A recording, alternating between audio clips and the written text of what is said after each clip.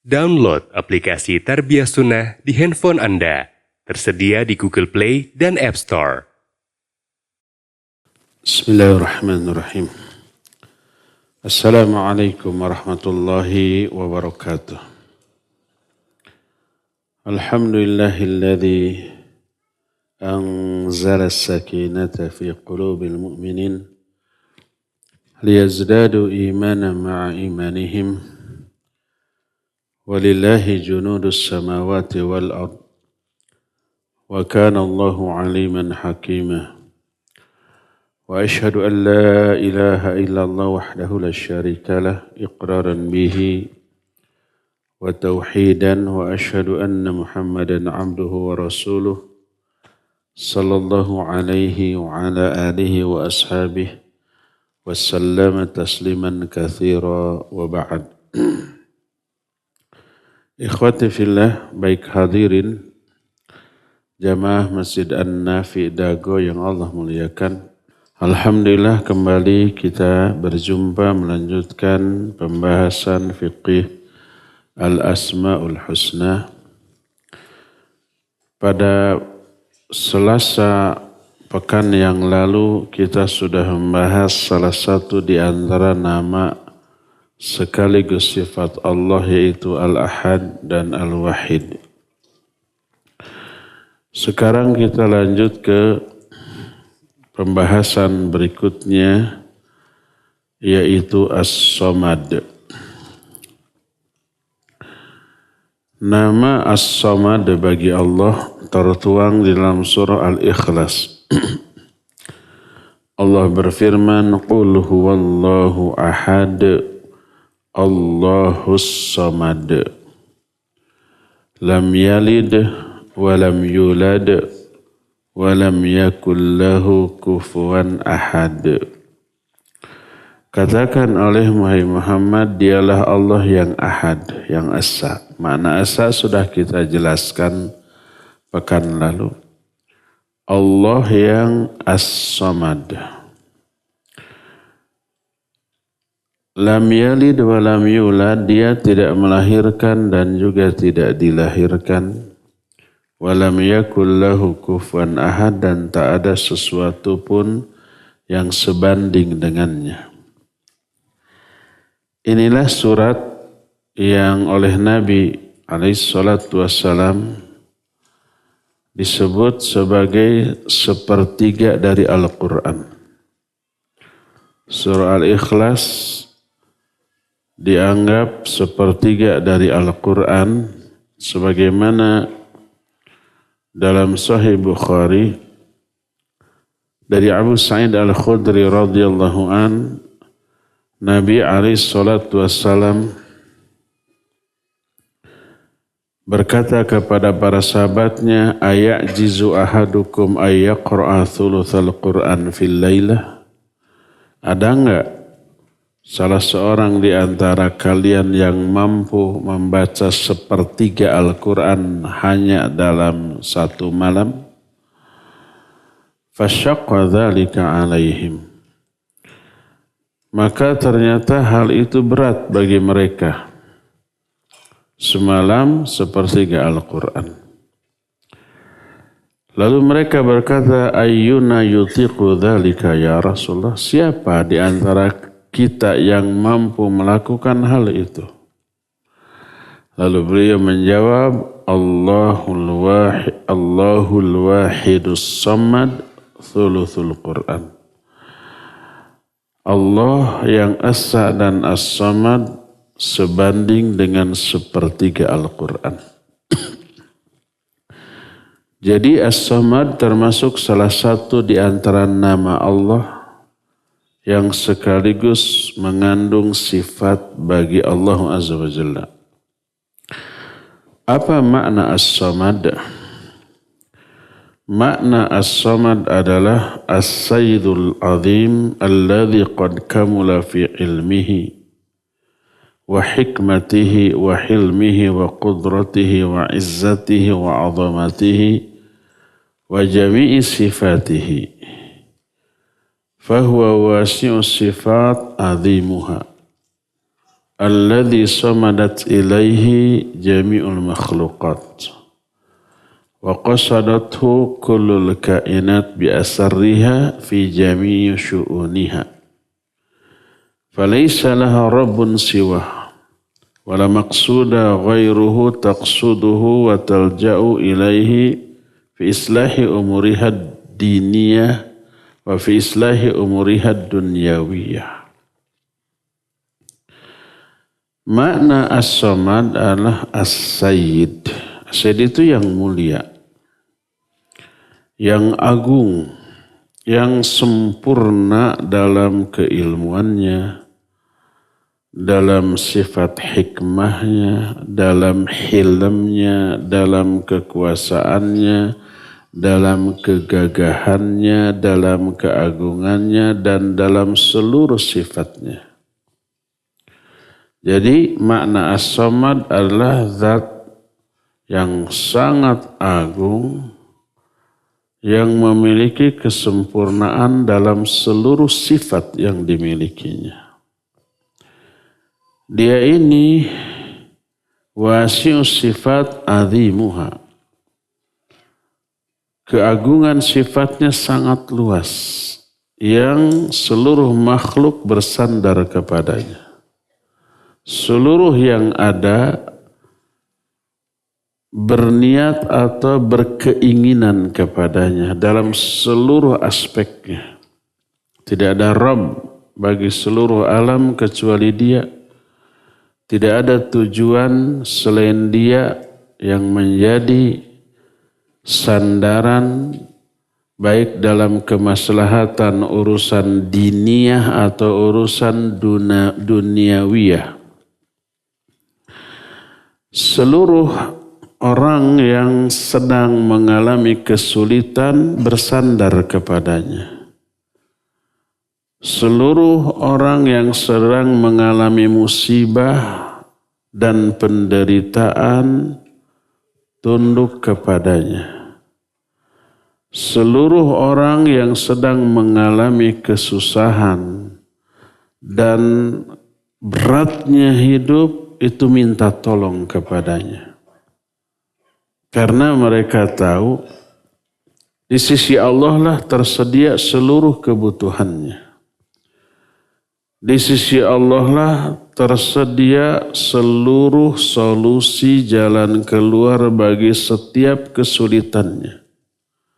Karena kesempurnaan ilmunya, karena keluasan rahmatnya, karena kesempurnaan kasih sayangnya, karena keagungan kekuasaannya, kegagahannya, dan kemahakuasaannya. Diriwayatkan oleh Imam Ibnu Jarir At-Tabari dalam kitab tafsirnya.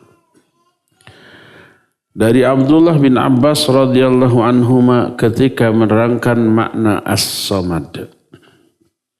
Kata Ibnu Abbas, as-samadu as-sayyidul ladzi qad kamula fi su'dadihi wasyariful ladzi qad kamula fi syarafihi wal 'azimul ladzi qad kamula fi 'azamatihi wal halimul ladzi qad kamula fi hilmihi wal ghaniyul ladzi qad kamula fi ghinahi wal jabbarul ladzi qad kamula fi jabrutihi wal alimul ladzi qad kamula fi ilmihi wal hakimul ladzi qad kamula fi hikmatihi wa huwa alladzi qad kamula fi anwa'i syarafi wa su'dadi wa huwa Allah subhanahu hadhihi sifatuhu la tambaghi illa lah.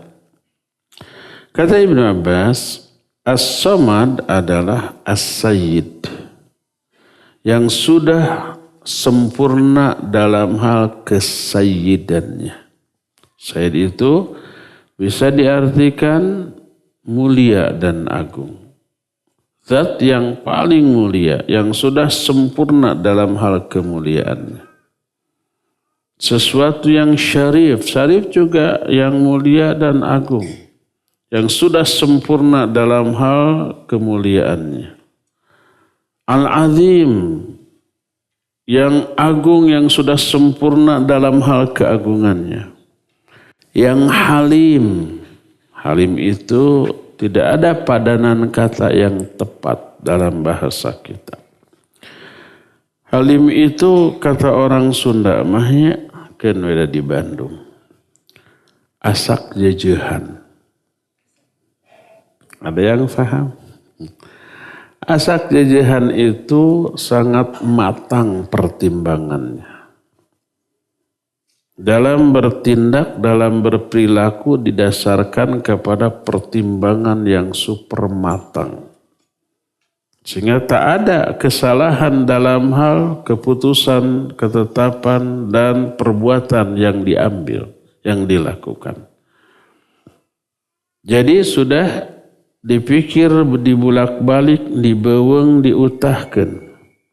Maslahat, madarat dari apa yang akan dilakukannya sudah dipertimbangkan. Itu yang disebut dengan apa? Asak jejehan. Itu halim. Dia zat yang halim, yang super sempurna dalam hal kehalimannya. Dia ghani, kaya. Maksud kaya, tidak butuh pihak lain untuk membantu dirinya. Kalau dalam bahasa Indonesia, orang yang kaya awalnya maknanya adalah orang yang bisa memenuhi kebutuhannya sendiri tanpa pertolongan orang lain, atau disebut kaya, banyak uang kan gitu, nggak butuh bantuan orang lain. Tapi prakteknya lebih kaya seseorang lebih butuh kepada orang lain. Itu orang, itu manusia. Gak ada orang yang kaya saking kayanya berdiri sendiri, nyapu sendiri, ngepel sendiri, masak sendiri. Ada yang begitu? Tidak ada. Semakin kaya, semakin butuh orang untuk membantunya. Makanya semakin kaya, pembantunya juga bisa 20-nya. Rumah nage bagaikan istana. Oleh pembantu 2-3 orang gak kehandle. Harus 20 orang. Ngurus mobilnya, ayah supirna. Supir itu merangkap sebagai supir, sebagai tukang cuci mobil. Makin butuh. Itu kaya versi manusia. Kalau ghani bagi Allah artinya yang gak butuh makhluk. Wallahu ghaniyun 'anil alamin. Allah ghani terhadap seluruh alam. Artinya gak butuh apapun dari alam ini. Sebaliknya alam ini yang sangat butuh kepada Allah. Maka Allah ghani yang keghaniannya sangat sempurna. Allah Maha Kuasa dengan kesempurnaan kekuasaan yang sangat sempurna. Allah Maha Alim, Maha berilmu dengan keilmuan yang sempurna. Allah Maha Hakim dengan sifat hikmah yang sangat sempurna. Dialah zat yang sudah sempurna seluruh sifat-sifat yang dimilikinya, dan sifat seperti ini tidak layak dimiliki kecuali oleh Allah. Itulah makna As-Samad. Jadi makna As-Samad adalah zat yang memiliki seluruh sifat baik dengan kadar sifat yang paling sempurna dalam seluruh aspek. Itu salah satu di antara makna As-Samad yang diterangkan oleh Ibnu Abbas radhiyallahu anhu. Allah memberitahukan bahwa nama yang agung ini yaitu As-Samad termasuk salah satu di antara Asmaul Husna yang menunjukkan banyak sifat, bukan hanya satu sifat. As-Samad menunjukkan satu nama yang mengandung banyak sifat, seluruh sifatnya agung dan sempurna. Tadi makna As-Samad adalah As-Sayyid yang sudah sempurna dalam kesayidannya, yang agung yang sudah sempurna dalam keagungannya, yang halim yang sudah sempurna dalam sifat ilmu gitu. Jadi mencakup banyak sifat dengan kesempurnaan sifat yang dimilikinya. Berkata Imam Ibnu Qayyim rahimahullahu ta'ala. Kata beliau, as-samadu as-sayyidul ladhi qad kamula fi su'dadihi. Walihada kanatil Arab tusammi ashrafaha bihadal ism likathrati sifatil mahmudati fil musamma bihi. Kata Imam Ibnu Qayyim, as-samad maknanya adalah as-sayyid. As-sayyid itu katakanlah yang mulia, yang sempurna dalam kemuliaannya. Oleh karena itu orang Arab menyebut orang yang paling mulia di kalangan mereka dengan sebutan sayyid. Suka pernah mendengar orang Arab menyatakan ya sayyid. Sayyid itu adalah orang yang dianggap paling mulia karena banyaknya sifat yang terpuji pada diri orang yang disebut dengan sebutan sayyid ini. Termasuk boleh nggak menyebut sayyid kepada Nabi Muhammad SAW? Boleh. Di dalamnya tidak terkandung pelecehan. Tidak terkandung juga sifat ghulu berlebih-lebihan. Tidak. Bahkan Ummu Darda radhiyallahu anha menyebut suaminya. Siapa suami Ummu Darda? Abu Darda.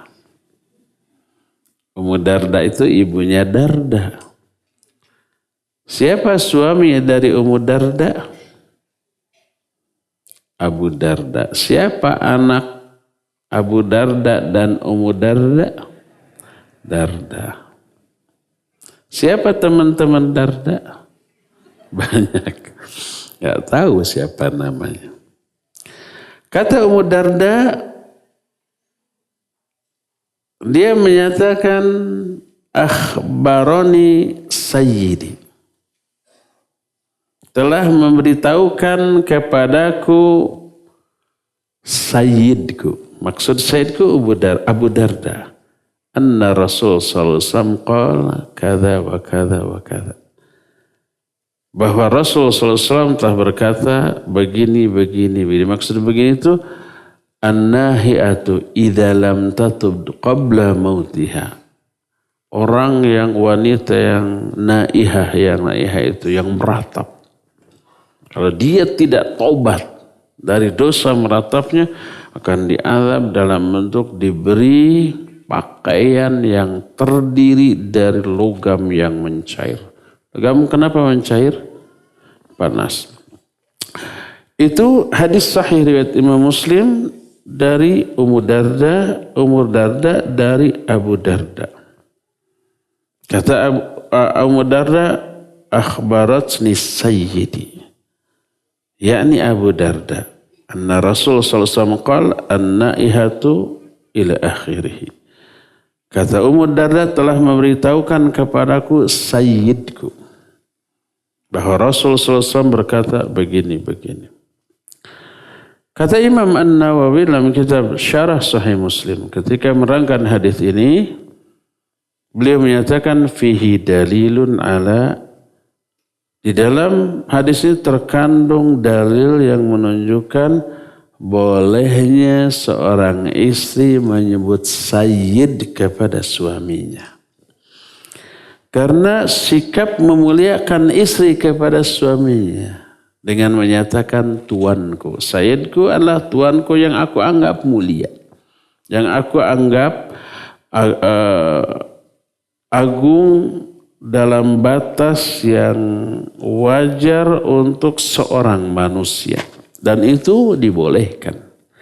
Jadi tidak mengandung unsur ghulu, tidak mengandung unsur pelecehan, sehingga boleh kita mengatakan sayyid kepada Nabi SAW dengan mengatakan Allahumma sholli ala sayyidina Muhammadin SAW. Atau dengan sebutan lain Allahumma sholli ala sayyidina wa maulana wa habibina wa uswatina wa qudwatina Muhammadin sallallahu alaihi wasallam. Karena semua sebutan tadi layak bagi Nabi sallallahu alaihi wasallam. Asal itu diungkapkan di luar ibadah yang tauqifi. Ketika pidato, semoga Allah melimpahkan salawat kepada Habibina wa Sayyidina wa Maulana Muhammadin sallallahu alaihi wasallam boleh. Adapun ketika membaca Al-Quran nggak boleh ditambah umpamanya ada ayat Muhammadur Rasulullah surah Al-Fat ayat terakhir ayat 29. Nggak boleh kita tambah Sayyiduna Muhammad Rasulullah gitu ya, nggak boleh. Maka Muhammadun aba ahadim mirijalikum. Muhammad itu bukan bapak salah seorang di antara kalian. Lalu kita tambah maka sayyiduna Muhammad aba ahadim mirijalikum. Enggak boleh. Karena itu ayat, enggak boleh ditambah, dikurang atau dirubah. Atau di dalam ibadah tauqifi seperti sholawat di dalam sholat. Enggak boleh ditambah. Ada sholawat dalam sholat? Ada. Waktu apa? Tahiyat. Ya boleh ditambah dikurang. Dengan mengatakan Allahumma sayyidin, Allahumma sholli ala sayyidina Muhammad wa ala alihi. Itu nambah. Atau dalam qomat atau dalam azan. Kita nggak pernah mendengar orang tukang menyebut sayyidina kepada Nabi SAW disuruh adzan terus nambah dengan sayyidina. Ada? Tidak ada. Nggak pernah terdengar. Allahu Akbar terus asyhadu anna sayyidana Muhammadar Rasulullah pernah? Enggak pernah. Qomat juga begitu. Iya itu benar, itu bagus. Karena itu tauqifi. Tauqifi itu baku dari sana gitu udah gitu jangan ditambah. Adapun di luar baca ayat, di luar ibadah yang tauqifi ketika pidato, ketika ceramah silakan. Kita memiliki seorang pemimpin yang sangat luar biasa mengagumkannya. Beliau adalah Sayyiduna Muhammad sallallahu alaihi wasallam. Boleh. Jadi makna sayyid adalah bagi Allah Azza wa Jalla sesuatu yang dimuliakan dengan kemuliaan yang sempurna. Oleh karena itu orang Arab menyebut orang yang paling mereka hormati di kalangan mereka disebut dengan sebutan Sayyid. Kata masih Imam Ibnu Qayyim di dalam kitab As-Sawa'iqul Mursalah. Fa inna as-sammada man tasammada nahwahul qulubir rughbah war ruhbah. وذلك لكثرة خصال الخير فيه وكثرة الأوصاف المحمودة له. As-Samad adalah zat yang seluruh hati bersandar kepadanya baik dalam hal rugbah ataupun rahbah. Rugbah itu artinya berkeinginan, berpengharapan. Rahbah itu takut. Berharap kepada dia, takut juga kepada dia. Itu As-Samad. Kenapa? Karena banyaknya sifat-sifat atau perkara-perkara kebaikan yang ada dalam zat yang disebut As-Samad itu. Dan banyaknya sifat-sifat yang terpuji. Oleh karena itu, jumhur salaf di antara Ibnu Abbas menyatakan as-samadul ladzi qad kamula fi su'dadihi fahuwal alimul ladzi kamula ilmuhu wal qadirul ladzi kamulat qudratuhu wal hakimul ladzi kamula hikamuhu war rahimul ladzi kamulat rahmatuhu wal jawadul ladzi kamula jauduhu. Kata Ibnu Abbas, as-samad adalah zat yang sempurna dalam hal kemuliaan. Dia berilmu dengan ilmu yang sempurna, berkuasa dengan kekuasaan yang sempurna, Hakim atau bijak dengan sifat bijak yang sangat sempurna, Rahim dengan rahmat yang maha sempurna, dan sangat dermawan dengan kedermawanan yang sangat sempurna. Itu makna As-Samad yang diterangkan oleh Ibnu Abbas radhiyallahu anhu. Di dalam ungkapannya yang tadi, Ibnul Qayyim menerangkan bahwa kata asal dari As-Samad menunjukkan makna yang tadi. Makna memilih zat yang memiliki banyak sifat dengan sifat yang sempurna. Itu pecahan atau asal kata As-Samad itu menunjukkan makna itu.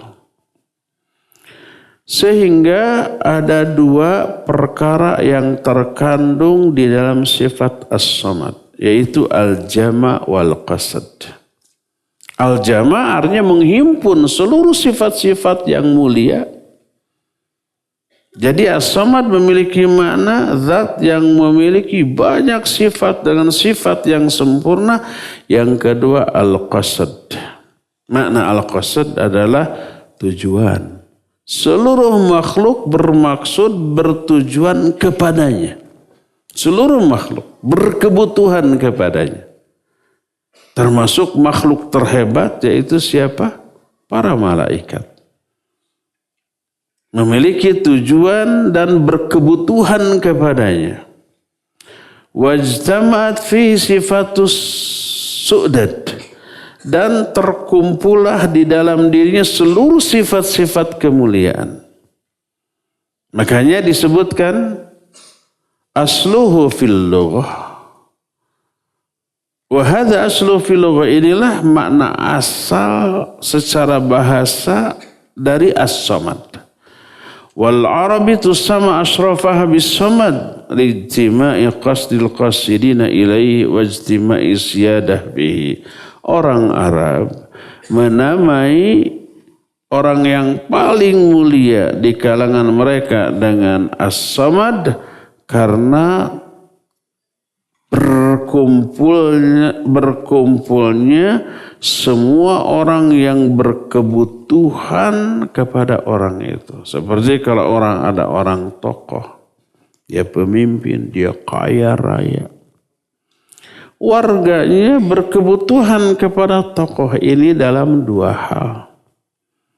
Pertama, karena kekayaannya, butuh terhadap kebantuan kekayaannya, bantuan finansial, makanan, sandang, pangan, papan, gitulah. Yang kedua, sebagai pemimpin butuh peran sertanya dalam mengatur kehidupan mereka, baik dalam bersosial, berekonomi, berpolitik. Kalau ada persengketaan di kalangan mereka, hanya dia yang bisa menyelesaikannya.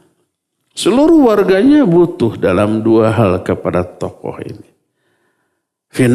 Bantuan finansialnya dan bantuan peran di dalam masalah sosial, ekonomi, dan politiknya. Maka orang seperti disebut as-sayyid. Berdasarkan hal itu, maka tak heran para ulama as-salafus soleh berbeda-beda dalam mengungkapkan tafsir dari nama As-Samad. Di kalangan mereka, di kalangan para ulama salaf, ada yang mengartikan As-Samad huwallazi laisa biajwaf wa la yakul wa la ya'kul wa la yashrab. Ada di kalangan salaf menyatakan As-Samad adalah zat yang tidak memiliki rongga. Tidak makan, tidak minum. Tapi tidak lapar, tidak haus, tidak lemah. Kita butuh makan karena lemahnya kita. Karena lapar, karena haus, akhirnya lemah, butuh penguat. Apa penguatnya? Makan. Menunjukkan lemahnya kita. Kalau Allah tidak berongga, makanya tidak butuh makan, tidak butuh minum, tidak butuh nafas, tidak butuh apapun. Karena kemandirian dia dan kekuatan dia. Itu As-Samad. As-Samad adalah zat yang tidak memiliki rongga, tidak makan, tidak minum. Walaupun tidak makan, tidak minum, jelas tidak lapar, tidak haus, tidak lemas. Itu salah satu di antara makna As-Samad. Wa minhum man qala, di antara ulama salaf ada lagi yang mengatakan huwallazi yasmudul khalaiqu ilaihi fi hawaijihim wa masailihim. As-Samad adalah zat yang seluruh makhluk bersandar kepadanya untuk memenuhi seluruh kebutuhannya dan permintaannya. Makanya tak heran kalau di dalam Quran terjemah As-Samad maknanya apa? Tempat bergantung. Menggantungkan seluruh harapan, seluruh kebutuhan, seluruh permintaannya kepada. Ini tidak salah. Karena salah satu makna As-Samad memang demikian. Tapi bukan satu-satunya. Wa minhum man qala, di kalangan ulama salaf ada lagi yang berkata huwallazi la yakhruju minhu syai', ay la yakhruju minhu 'ainun minal a'yan fala yalidu. Di kalangan ulama salaf ada lagi yang mengatakan As-Samad adalah zat yang tidak keluar darinya sesuatu pun. Kalau dari diri kita ada yang keluar banyak. Dan yang keluar rata-rata kotornya. Nafas. Keluar. Yang dikeluarkan katanya kotor, racun. CO2, ya enggak? Karbon dioksida. Yang kita serap oksigen. Yang kita keluarkan CO2. Ada ludah, ada keringat, ada BAB, BAK, dan seterusnya. Itu semuanya kotor. Ada yang keluar dari diri kita. Pada diri wanita yang keluar orang. Orok. Ada? Ada. Allah As-Samad. Makna As-Samad adalah zat yang tak ada sesuatu pun yang keluar dari dirinya. Maka dia tidak melahirkan. Makanya salah satu di antara tafsir As-Samad adalah lam yalid wa lam yulad. Dia tidak melahirkan. Tidak ada sesuatu pun yang keluar dari diri Allah, dari zat Allah apapun. Wa lam yulad, dan juga dia tidak dilahirkan. Kalau dia dilahirkan berarti sebelum dilahirkan tidak adanya. Kalau dia dilahirkan berarti yang melahirkannya jauh lebih berkuasa, lebih hebat daripada Allah kalau begitu. Enggak. As-Samad adalah zat yang tidak keluar sesuatu pun dari dirinya, maka dia tidak melahirkan dan tidak dilahirkan. Wa minhum man qala, di antara ulama as-salaf ada lagi yang menyatakan As-Samad lah huwa sayyidul ladzi intaha su'daduhu. As-Samad adalah As-Sayyid, zat yang maha mulia yang kemuliaannya sudah mencapai puncak. Wa minhum man qala, di antara ulama salaf ada lagi yang menyatakan huwallazi la ahada fawqahu. As-Samad adalah zat yang tak ada sesuatu pun di atasnya. Karena Allah paling tinggi. Salah satu sifat Allah Al-Ali. Al-Ali itu yang paling tinggi. Mana paling tinggi? La ahada fawqahu. Tidak ada sesuatu pun di atas Allah. Dan makna ini tercakup juga dalam kata As-Samad. Seluruh pendapat-pendapat tadi tentang As-Samad itu dihimpun oleh Imam Ibnu Jarir At-Tabari dalam kitab tafsirnya. Dengan mengutakan ulama-ulama salaf rahimahumullah yang berpendapat demikian. Seperti yang tadi terangkan. Demikian juga Imam Ibnu Katsir dalam tafsirnya. Dan ulama-ulama ahli tafsir selain dua mufassir ini. Semua penjelasan tentang as-samad tadi seluruhnya benar. Saling melengkapi satu sama lain. Perbedaan itu disebut khilaf tanawu'. Khilaf tanawu' itu adalah perbedaan yang menerangkan jenis-jenis penjelasan yang saling melengkapi. Tidak saling bertolak belakang. Seperti seseorang umpamanya menerangkan tentang gajah. Satu orang menerangkan dari satu aspek. Gajah adalah binatang yang berbelalai panjang. Salah benar? Benar, tapi tidak lengkap. Ada lagi yang menyatakan gajah adalah binatang yang memiliki gading. Salah benar? Benar. Ada lagi yang menyatakan gajah adalah binatang besar berkaki 4. Tidak salah. Tidak saling bertolak belakang. Tapi semua saling melengkapi. Dihimpun semuanya. Blek weh. Jadi sebuah deskripsi lengkap tentang kondisi gajah. Jadi itulah yang disebut dengan khilaf tanawu'. Perbedaan penjelasan yang semuanya saling melengkapi. Tidak ada yang saling bertolak belakang. Kalau ada orang yang menyatakan binatang tertentu adalah binatang punya warna putih. Yang lain menyatakan binatang itu binatang yang punya warna hitam. Bertolak belakang tidak? Tidak. Saling melengkapi. Oh berarti hitam ada, putih ada. Sehingga zebranya. Tidak bertolak belakang. Yang menyatakan zebra adalah binatang yang ada warna putihnya benar. Yang menyatakan zebra binatang yang ada hitamnya benarnya. Gabung. Oh berarti hitam putih itu. Tanawu tidak saling bertolak belakang. Demikian juga para ulama ketika menafsirkan makna as-samad, ungkapan mereka berbeda. Tapi tidak saling bertolak belakang, tapi saling melengkapi. Oleh karena itulah maka Imam Ibnu Al-Hafidh Ibnu Katsir rahimahullahu ta'ala mengutip dari Abul Qasim At-Tabarani dalam kitab As-Sunnah. Setelah menerangkan makna as-samad yang beragam dan berbeda-beda. Kata Imam Ibnu Katsir, wa kullu hadhihi sahihah. Wa hiya min sifati Rabbina azza wa jalla. Wa huwa alladhi yusmadu ilaihi fil hawaij. Wa huwa alladhi intaha su'daduhu. Wa huwa as-samadu alladhi la jawfa lahu wa la ya'kulu wa la yashrab wa huwa al-baqi ba'da khalqih. Semua penjelasan tentang as-samad tadi semuanya benar. Semuanya termasuk sifat-sifat Allahu Rabb kita.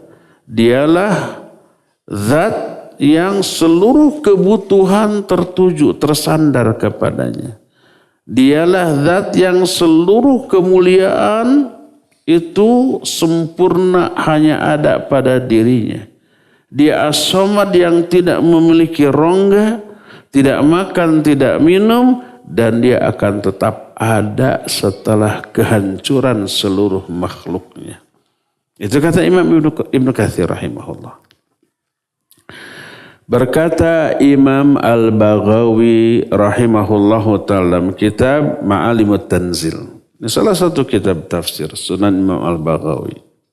Kata Al-Baghawi, wal aula ayyuhmala lafdhus samad ala kulli ma qila fihi li'annahu muhtamalun lah fa'ala hadha yaqtari alla yakuna fil wujud samadun siwallahi ta'ala wal azimul qadiru ala kulli syai' wa annahu ismun khasun billahi ta'ala infarada bihi lahul asma'ul husna was sifatul ulya laisa kamitslihi syai'un wa huwas sami'ul basir.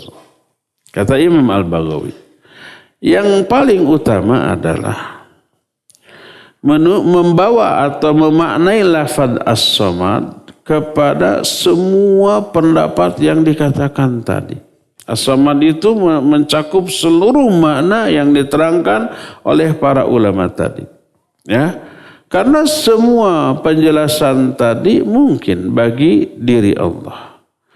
Berdasarkan hal ini, maka tak ada sesuatu pun di antara yang ada tempat bersandar, tempat bergantung selain Allah.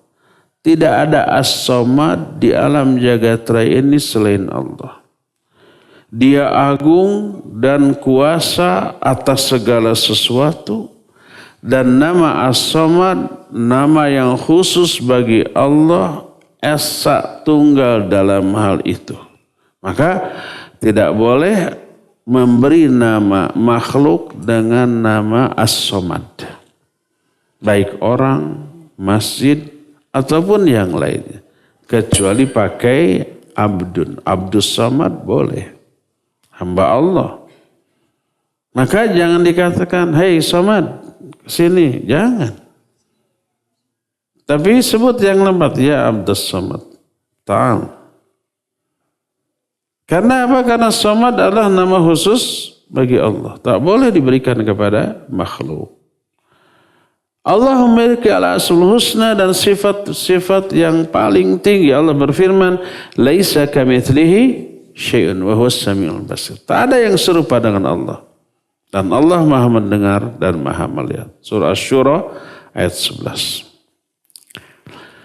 Berkata Syekh Muhammad Al-Amin Asy-Shinqiti rahimahullahu taala, dalam kitab tafsirnya namanya Adwaul Bayan. Kata beliau, minal ma'rufi fi kalamil Arab itlaqus samad ala sayyidil azim wa ala syai'il musmiti alladhi la jawfa lah. Fallahu ta'ala huwa sayyidul ladhi wahdahu al-malja'u 'inda asy-syada'id wal hajat. Wa huwa alladhi tanazzaha wa taqaddasa an sifatil makhluqin ka'aqlik ta'am wa nahwihi. Ta'ala Allahu an dzalika 'uluwan kabira. Sesuatu yang sudah dimaklumi di dalam bahasa Arab adalah memaknai as-samad dengan makna as-sayyidul azam, zat yang maha mulia dan maha agung. Dan zat yang tidak memiliki rongga. Kalau kita ada rongga, ya kita ada rongga. Banyak rongga di dalam tubuh kita, ya enggak? Kalau enggak ada rongga, maka enggak akan ada yang bisa masuk. Adanya yang bisa masuk nafas, makanan, minuman, ada yang keluar. Menunjukkan ada celah, ada rongga. Allah tidak begitu.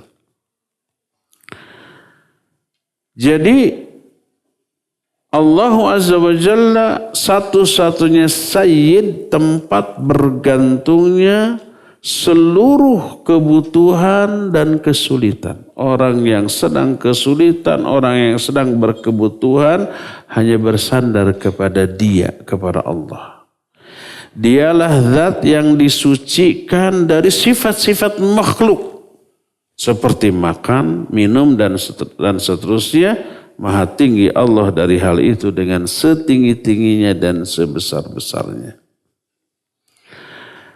Maka apabila seorang hamba mengetahui sifat Allah dengan kesempurnaan dan kemuliaan sifat dalam semua sifatnya, bahwa Allah Subhanahu wa ta'ala itu tidak ada sesuatu pun yang lebih tinggi darinya, tidak ada sesuatu pun yang bisa melemahkannya, dan bahwa Allah Subhanahu wa ta'ala tempat bersandar seluruh makhluk dan tempat bergantung, maka tak ada tempat bersandar, tempat yang bisa menyelamatkan diri darinya kecuali hanya kepadanya. Dialah satu-satunya tempat kita melarikan diri dari semua masalah dan dialah satu-satunya zat yang seluruh makhluk bergantung kepadanya dalam hal kebutuhan dan permintaan serta harapan mereka, maka wajiblah orang yang memahami, meyakini Allah seperti itu untuk tidak bersandar kecuali hanya kepada Allah. Tidak meminta kebutuhannya kecuali dari Allah. Tidak menunjukkan ibadah kecuali hanya kepada Allah. Dan tidak memiliki keinginan untuk meminta pertolongan kecuali hanya kepada Allah. Dan tidak bertawakal kecuali hanya kepada Dia. Allah berfirman dalam surah An-Naml ayat 62. Amma yujibul mudtarra idza da'ah wa yakshifus su'a wa yaj'alukum khulafa'al ard a ilahun ma'allah qalilan ma tadhakkarun. Kata Allah Azza wa Jalla, mana yang lebih baik? Berhala-berhala yang lemah? Ataukah Allah yang mengijabah setiap doa orang yang sedang kesulitan, yang melepaskan semua orang dari keburukan, dan yang menjadikan kalian sebagai para penguasa di muka bumi? Mana yang lebih baik? Berhala ataukah Allah yang demikian? Tentu saja Allah. Ini kalimat retoris. Ailahun ma'allah, adakah sesembahan lain selain Allah? Qalilan ma tadhakkarun, sedikit sekali di antara kalian yang mampu mengambil pelajaran. Dein. Tamat sudah penjelasan tentang As-Samad sampai di sini. Ya, cukup ya kajian kita di hari ini. Dan kita masih punya sisa waktu untuk bertanya jawab. Wassallallahu ala nabiyina Muhammadin wa ala alihi wa sallam.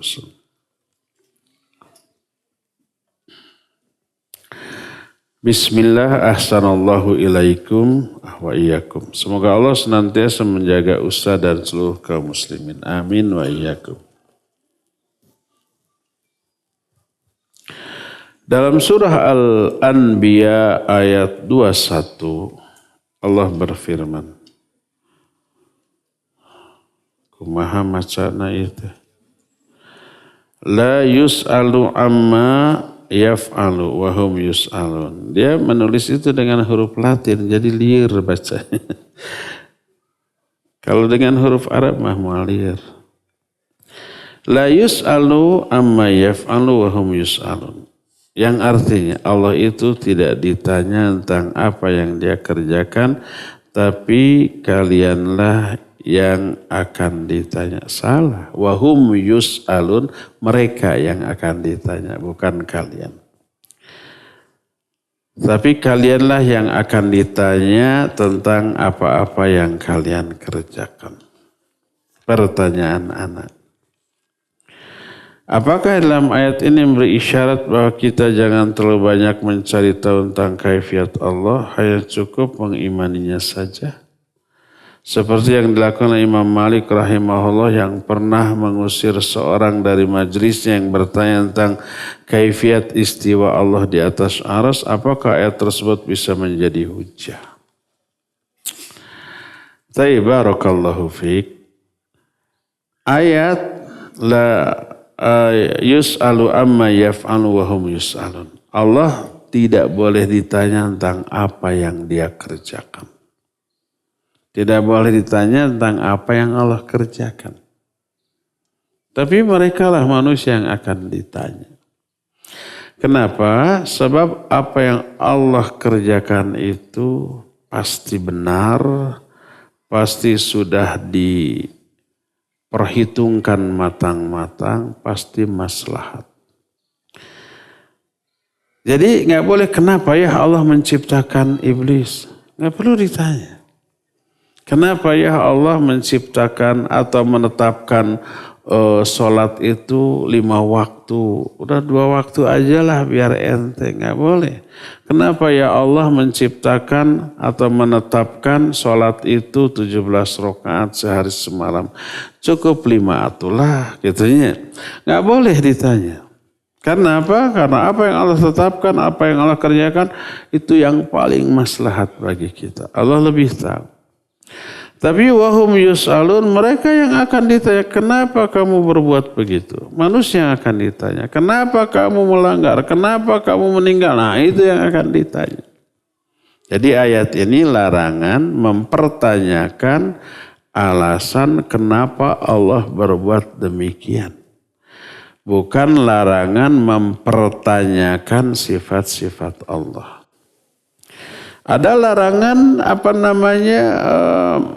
mempertanyakan sifat-sifat Allah, iya, tapi dari aspek kaifiyat, hakikat. Bagaimana hakikat dan kaifiyat dari sifat-sifat Allah ini tidak boleh ditanya. Kenapa? Karena tidak ada yang bisa menggambarkannya. Karena tidak ada yang serupa dengan diri Allah diserupakan. Tidak bisa dan tidak boleh dimisalkan. Tidak boleh dideskripsikan pun tidak boleh. Takyif namanya. Karena nggak ada keterangan tentang Allah, tentang sifat-sifat Allah secara deskriptif nggak ada. Seperti Allah punya tangan. Allah tetapkan. Tapi bagaimana deskripsi tentang tangan Allah? Tidak ada.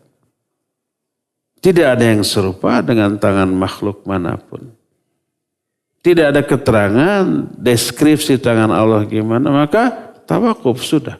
Wajib kita yakini Allah punya tangan karena Allah menerangkannya dalam Al-Quran. Dan dalam banyak hadis yang sahih. Tapi bagaimana hakikatnya? Laisa kamitslihi syai'un. Tidak ada sesuatu pun yang serupa. Ya. Nah seperti itu.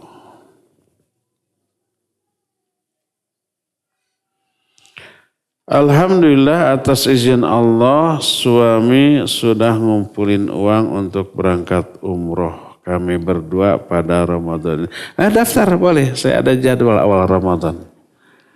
Silakan, masih ada waktu. Namun ketika kami minta izin kepada ibu mertua dan minta doa, ibu mertua juga bilang semoga ibu juga bisa berangkat ikut ya. Pengen ikut. Suami ana jadi galau. Mana yang harus diajak Ustaz? Karena kondisinya uang yang terkumpul hanya cukup untuk 2 orang. Suami ingin berangkat Ramadan ini juga. Iya. Kalau bisa ini mudah-mudahan yang bertanya istri. Oh iya istrinya ya, karena suami sudah mengumpulkan uang. Istri mengalah. Biarkan suami berbakti dulu kepada orang tua. Orang tua belum tentu panjang usianya. Walaupun usia di tangan Allah Azza wa Jalla ya. Tidak selalu yang lebih tua itu duluan meninggal ya. Siapa tahu menantunya dulu. Tapi lihat sikon, kondisi orang tua semakin nanti semakin tua. Dorong suami untuk menjadi anak yang berbakti. Berangkatlah dengan ibunya, biar saya nanti. Istrinya dapat pahala? Dapat pahala. Harusnya jatah dia, tapi demi agar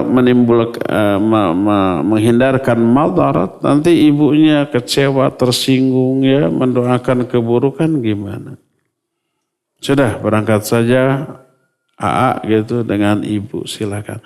Doakan saya di sana agar nanti Syawal berangkat lagi. Saya juga ada jadwal Syawal lagi, ayo daftar lagi. Sekarang suami dengan ibunya Ramadan, Syawal suami dengan istri. Ya.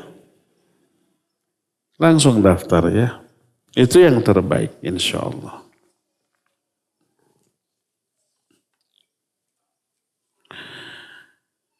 Semoga Ustaz dan keluarga selalu dalam lindungan Allah Azza wa Jalla. Amin wa iyyakum. Punten antum nggak didoakan. Bagaimana sikap yang harus saya ambil dalam kondisi apabila suami meminta saya mengantar ibunya ke kota dan kategori safar secara rutin setiap bulan?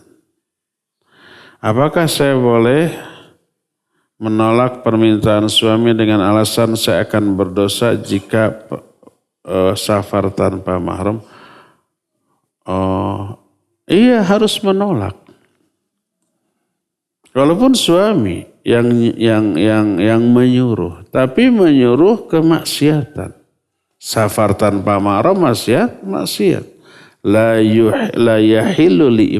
tahillu li imra'atin an tusafira illa ma'adhi mahramin. Tidak halal bagi seorang wanita. Kalau tidak halal apa artinya? Haram. Untuk safar kecuali dengan mahramnya. Suami menyuruh kamu pergi ke Jakarta sendirian ke sana, jangan diturut.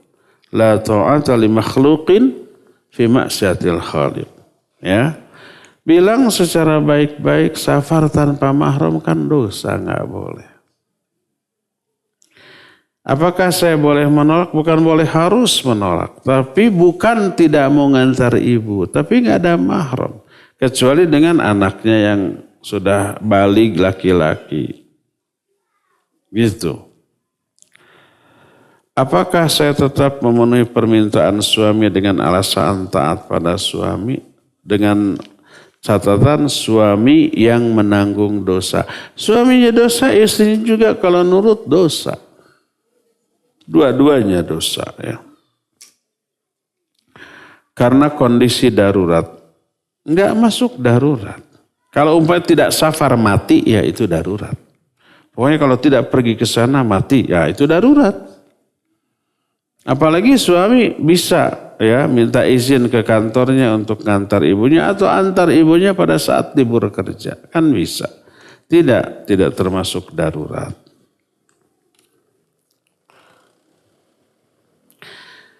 Bagaimana hukum membuat wayang?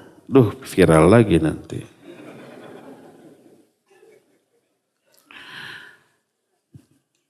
Saya tidak menyoroti wayangnya.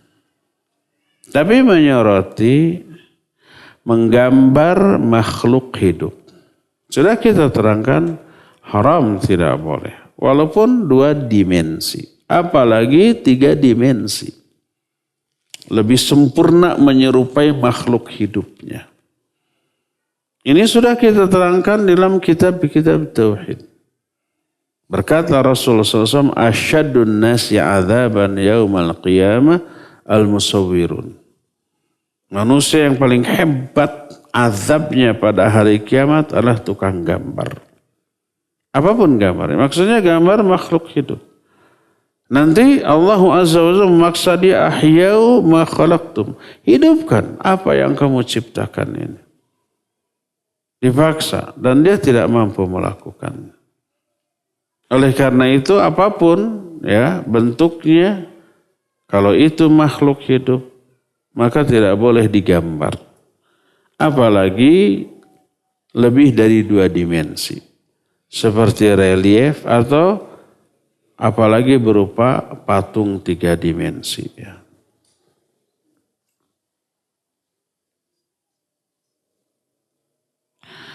Kenapa jarang sekali manusia berdoa dengan nama As-Samad, padahal As-Samad meliputi semua sifat Allah? Mungkin karena nggak paham. Tapi yang paham banyak yang menyebut nama As-Samad ketika berdoanya. Nanti ada di bagian tertentu doa yang diajarkan oleh Nabi SAW yang di dalamnya ada As-Samad. Antallahu alladhi ahadu as-samadu lam yalid wa lam yulad wa lam yakul lahu kufuwan ahad. Jadi dalam doanya memasukkan surah Al-Ikhlas. Dan itu termasuk doa yang apabila menyebut nama As-Samad dan beberapa nama Allah yang lain menyebabkan doa itu lebih dikabul daripada tanpa menyebut nama itu.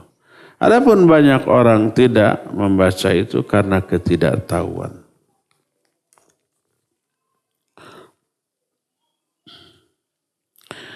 Bagaimana hukum membaca Asmaul Husna 99 nama Allah dengan dinyanyikan bersama musik? Tidak boleh. Nanti orang itu lebih fokus kepada nada daripada kepada isi. Memang dengan menyanyikan lebih mudah dihafal. Tapi nanti orang tuh selain menghafal Asmaul Husnanya, menghafal Asmaul Husna bagus. Selain hafal Asmaul Husna dari itu maslahat, ada madharat, yaitu suka kepada nada, kepada nyanyian, kepada musiknya. Akhirnya beralih, betapa banyaknya orang yang menyanyikan sholawat sambil diiringi oleh joget. Kan viral tuh di mana ada reel, ada TikTok yang juga masuk ke HP saya. Akhwat pakai jilbab membaca sholawat diiringi musik, musiknya enak enggak? Joget itu. Tak ada bedanya dengan nyanyi dangdut. Sampai dilombakan kan ada ya. Lomba nyanyi tarian yang diiringi oleh nyanyian sholawat. Yang tampil wanita yang pakai jilbab. Nah seperti itu. Jadi nanti akan lebih menyukai aspek tarian dan nyanyiannya daripada isinya. Ya. Al-ghayah la tubaril wasilah. Tujuan tidak menghalalkan segala cara. Tujuan baik, caranya harus baik. Kalau memilih doa dari ulama boleh enggak? Boleh, tapi tidak afdal. Yang paling afdal ambil dari Quran. Ambil dari hadis Nabi SAW yang sahih. Boleh mengambil doa dari para ulama? Boleh, karena kalau ulama Ahlus Sunnah yang menyusun kalimat doa, pasti berdasarkan ilmunya pasti akan tidak ada penyimpangan dari aspek tauhid, syirik, ataupun kufur, ataupun kebid'ahan. Pasti isinya benar. Kalau bersumber dari ulama Ahlus Sunnah. Ya. Tapi yang paling afdal ambil doa dari Quran. Kalau enggak dari hadis yang sahih. Kalau umpamanya ada satu kalimat untaian doa dari para sahabat, para ulama yang tidak dalam Quran dan Sunnah tapi ini indah dan bagus isinya mencakup, boleh ya, tidak apa-apa. Terakhir, saya memberikan uang ke anak-anak untuk ibadah umroh. Umur berapa nih anak-anak ini? 5 tahun gitu. Bila belum bisa menunaikan umroh, apakah uang itu bisa dimanfaatkan untuk kebutuhan? Anak-anaknya udah dewasa nih, udah balik, bahkan untuk udah berumah tangga. Nih saya bagi uang masing-masing 50 juta, umroh sana. Gitu. Ternyata oleh anak-anak dibelikan motor. Atau dibelikan mobil ban hungkul opat. 50 dapat mobil? Dapat, tapi yang jadul, yang tik-tik brek. Yang sebentar-sebentar ke bengkel. Apa boleh, apa tidak? Ya, kalau orang tuanya mengamanahkan ini hanya untuk pakai umroh, jangan pakai yang lain, maka tidak boleh. Nanti orang tuanya kecewa. Tapi kalau orang tuanya menang, ya terserah kalian lah. Ibu lebih berharap pakai umroh agar dapat juga pahalanya. Tapi karena kalian lebih butuh umpamanya motor, apalagi umroh pernah, haji pernah, umpamanya motor lebih perlu untuk urusan yang daruri sifatnya, ya ibunya ridho dengan hal itu, ya tidak masalah. Kasih aja lagi nanti untuk umroh. Paling belikan HP. Wallahu a'lam bishawab, cukup ya sampai di sini. Insyaallah kita jumpa kembali hari Selasa yang akan datang. Selasa yang akan datang. Subhanakallahum bihamdik asyhadu an la ilaha illa anta astaghfiruka wa atubu ilaik walhamdulillahi rabbil alamin. Wassalamualaikum warahmatullahi wabarakatuh.